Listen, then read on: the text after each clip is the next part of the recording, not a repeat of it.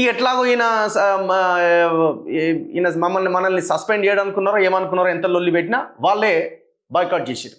Walkout చేసి మొత్తం సెషన్ని బహిష్కరిస్తామన్నారు. ఇప్పుడు స్పీకర్ అన్న దాంట్లో ముఖ్యమంత్రిని విమర్శిస్తే మైక్ ఇవ్వను అన్నది ఒక పదం. మీరు ఒక 2-3 సార్లు చూడొచ్చు కదా. స్పీకర్ ఒకవేళ పదే పదే అదే రకమైనటువంటి ఆలోచనతో కనుక స్పీకర్ ఉంటే అప్పుడు ఏమైనా బహిష్కరించవచ్చు. ఒకరోజు చూశారు, 2 రోజులు చూశారు, 3వ రోజు కూడా ఇదే పరిస్థితి ఉంటే అప్పుడు బహిష్కరించిన ఒక అర్థం ఉన్నది.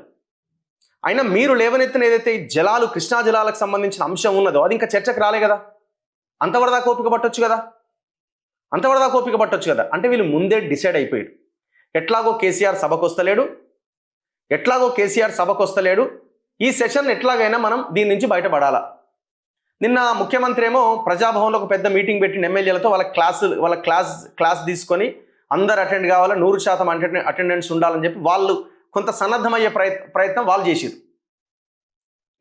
ఈడ గట్టిగా వీళ్ళు హరీష్ రావు ఎంత కూర్చొని మాట్లాడినా, కేటీఆర్ ఎంత కూర్చొని మాట్లాడినా యువతల వైపు నుంచి మీ మామేడి, మీ నాయనేడి అని ఇటువైపు నుంచి అడుగుతుంటే దానికి ఆన్సర్ ఉంటుందా? ఉండదు.